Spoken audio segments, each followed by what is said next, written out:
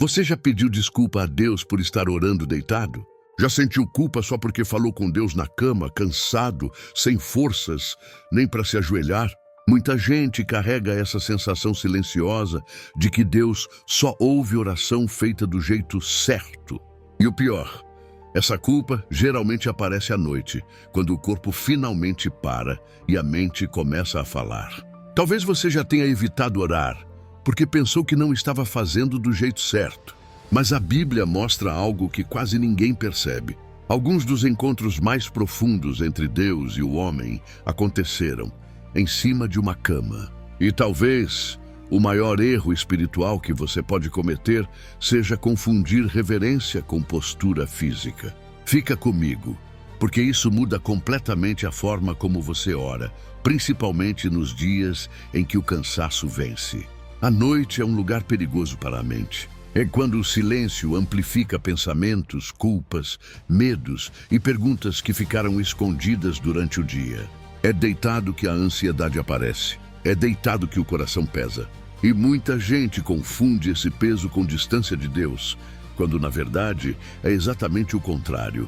Existe uma culpa que vem de Deus e existe uma culpa que vem do legalismo. A culpa de Deus aproxima, chama, convida. A culpa do legalismo afasta, paralisa e cala. E quantas pessoas deixam de falar com Deus à noite porque acham que não estão à altura daquele momento? A primeira coisa que precisamos quebrar é uma ideia mais cultural do que bíblica. A ideia de que existe uma posição correta para Deus nos ouvir. A Bíblia fala de oração de joelhos, em pé, com as mãos levantadas, com o rosto em terra. Tudo isso é válido. Mas em nenhum momento ela diz que Deus responde por causa da posição do corpo. Deus não avalia articulações. Ele sonda corações. E para provar isso precisamos olhar para alguém que conhecia Deus na intimidade. E se eu te dissesse que um homem chamado segundo o coração de Deus tinha encontros espirituais profundos, deitado, não no templo, não em cerimônias, mas no silêncio da noite, na cama. Davi enfrentava guerras, fugas, traições, decisões pesadas, e onde ele encontrava espaço para suas conversas mais profundas com Deus. No leito, no Salmo 63 ele diz: "Quando me deito, lembro-me de ti, penso em ti durante as vigílias da noite." Isso revela algo poderoso. Para Davi, a cama não era só descanso físico. Era um lugar onde o barulho do mundo cessava e a alma finalmente falava. As vigílias da noite não eram perda de sono, eram ganho de intimidade. Enquanto tudo dormia, ele se alinhava com Deus. E ele reforça isso no Salmo 4, quando diz: "Ao deitarem-se, reflitam nisto e aquietem-se." Existe algo espiritual no momento de deitar. É ali que o dia é revisado. É ali que a ansiedade tenta assumir o controle. E é ali que Deus convida ao aquietamento. Se falar com Deus deitado fosse desrespeito, o Espírito Santo não teria inspirado isso. Mas talvez você esteja pensando: tudo bem, isso é reflexão. Mas e quando a situação é grave? Quando não é só cansaço, é dor. Quando não dá nem para sentar na cama? A Bíblia também responde isso. Em 2 Reis, capítulo 20, encontramos Ezequias, um rei doente à beira da morte. O profeta Isaías entra no quarto e entrega uma sentença dura: "Põe em ordem a tua casa, porque morrerás." Ezequias não tinha forças físicas, não tinha postura perfeita. O texto diz que ele virou o rosto para a parede e orou. Ele não mudou de posição para impressionar Deus. Ele mudou de foco. Virar para a parede foi cortar distrações, foi fechar o mundo e abrir o coração.